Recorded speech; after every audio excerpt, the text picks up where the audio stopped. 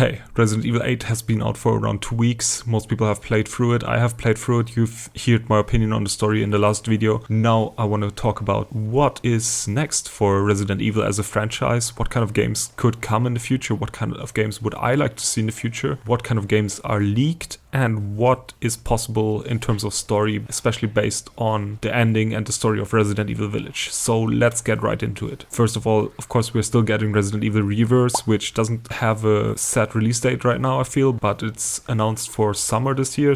But I mean, this is just a multiplayer title. Nobody's gonna play it. Nobody will care.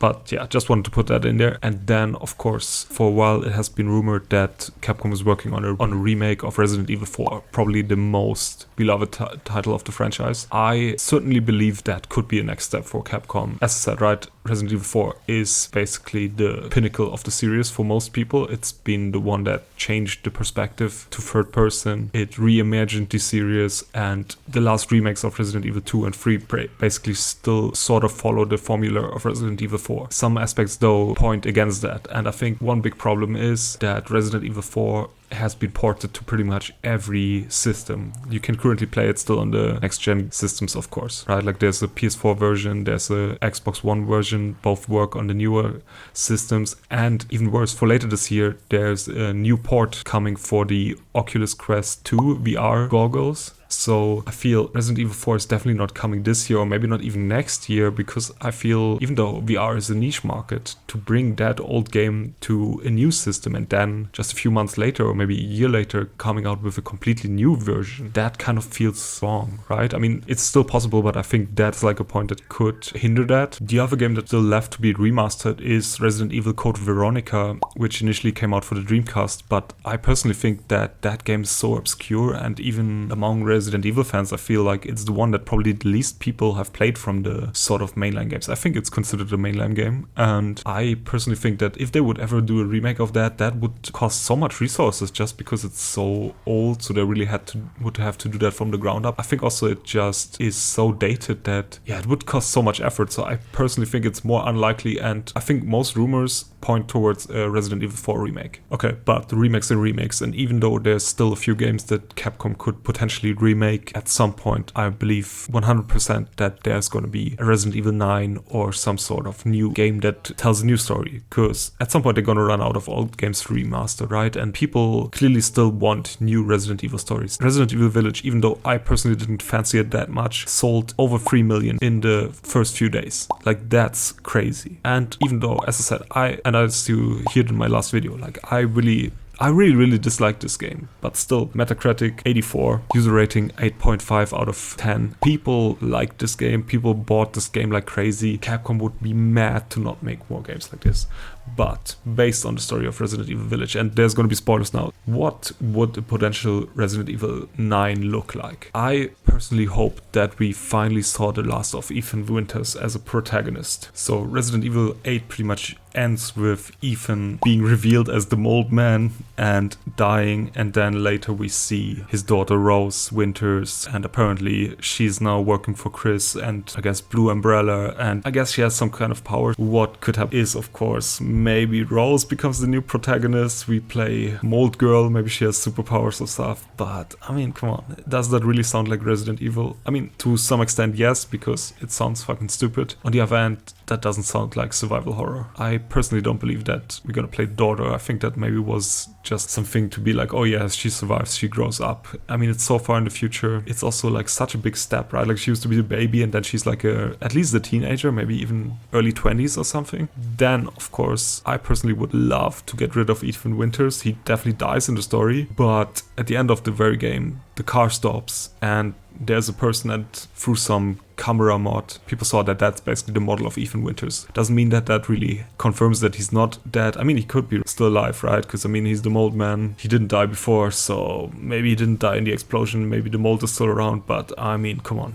Do they really want to pull that twice in a row? Like, oh, didn't die in Resident Evil Village and then sacrifices himself and then he's still alive? Like, I mean, both are possibilities. I personally hope that they go in a completely new direction. I think also Resident Evil 8, for me at least, has shown that the perspective of first-person perspective doesn't work as well for Resident Evil. Actually, in Resident Evil 7, I kind of liked it, but lots of people were already complaining about that then, and now after playing Resident Evil 8 and really disliking it, maybe I'm a bit more critical of it. But personally, for me, the Resident Evil experience was always about thinking, do I want to waste my bullets on enemies, or do I want to try to avoid them? Like, can I run past them? Can I maybe do what I need to do in this room fast enough before the zombies catch me? And I think that works in the third-person perspective when you see your character, not so much in the first-person perspective. Because, I mean, in Resident Evil, I played Resident Evil on the normal difficulty, which is standard, right? And, I mean, I pretty much killed every enemy in my way. I never run from anything, and yeah, I feel like that's such a difference to, for example, Resident Evil 2 Remake, right? Where you have so many enemies sometimes where it's just better to run, and the enemies can still get up. So maybe sometimes it's a waste. Like, it's such a different gameplay element. Also, I think first person robs you of the opportunity to play other characters. Of course, in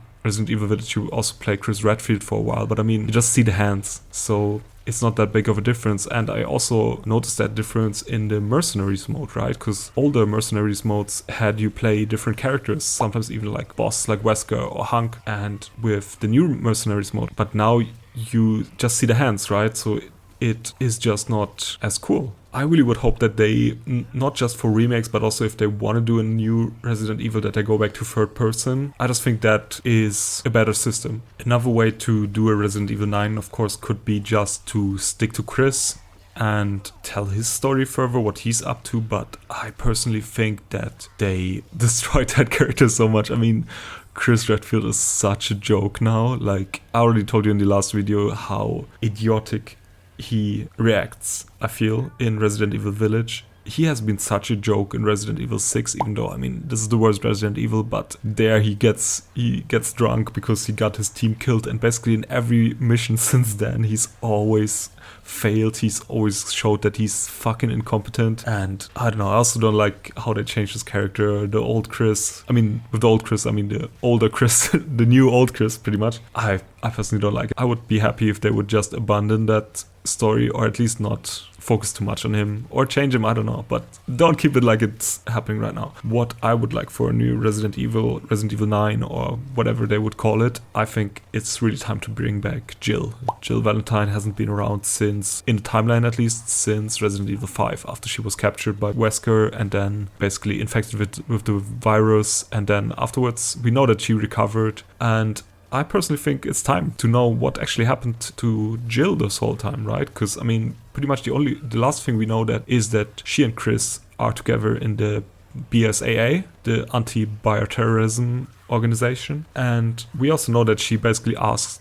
Barry to join. That's, I think, the last aspects. I don't think that Jill has any story in Resident Evil 6, and then of course in Resident Evil 7 we know that Chris is not with the BSAA anymore, and in Resident Evil Village we also see that the BSAA is also involved in the Village incident, but we don't really know the story of what happened between why Chris is not around anymore, what's Blue Umbrella actually. So even though I didn't care so much for the Resident Evil 8 story, I really liked Resident Evil 7, and I would still like to know, actually, I still care about these characters, so I would like to know what has Jill been up to this whole time, why is Chris not with the BSAA anymore, and I personally think also the whole BSAA thing was a great idea. I don't know why they abandoned that storyline, because for me that gives them the opportunity to just create new bioterrorism threats and new villains, right? Because for me, still, I know that game is not as highly rated by most people, but for me, one of my favorite Resident Evils after the main ones is Resident Evil Revelations 1.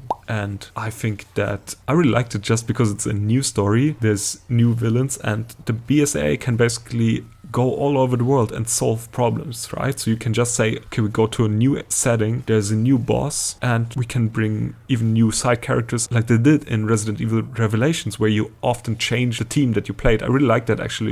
It also gives you new perspectives and solves something that I really hated in Resident Evil Village, that there's so little story in the middle of the game, right? Like there's only story at the beginning and the end, but with the changing characters in Revelation, you always learn something new because you saw what happens from a different perspective, or you had these small cliffhangers, right? Where one group runs into an ambush or something and you don't know what happens to them, and then you play the other team that does something different at the same time, or you think it's the same time, right? Like I actually liked a lot of the things that I did with with revelations. Of course, there's some things that made zero sense. The regions that there are on the globe, like there's some stuff that doesn't add up, right? Like they're basically super far away or too close. I don't know how it was, but it's super dumb. But that's something that I can overlook, right? Like, because I felt still the main thing, how they did the story was cool. So basically, I think new games should focus on Jill. Jill has been gone for so long, and I mean, come on, people love Jill. There's still a lot of story that could be told in between the games, either that the game basically plays in between Resident Evil 5 and